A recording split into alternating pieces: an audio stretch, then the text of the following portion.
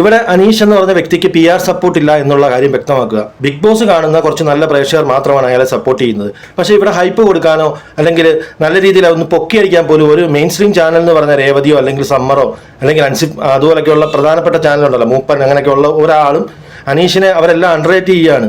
ഒരു കാരണവശാലും ഒരു ഹൈപ്പ് കൊടുക്കുന്നില്ല.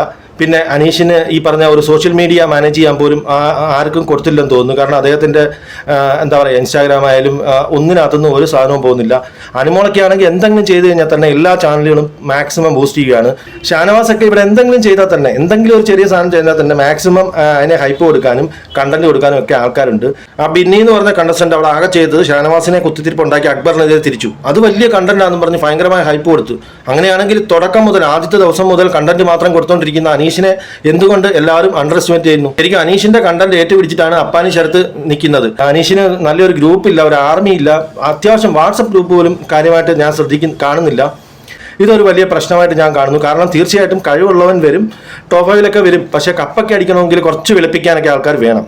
ആ ഒരു സത്യം കൂടി എല്ലാവരും മനസ്സിലാക്കുക.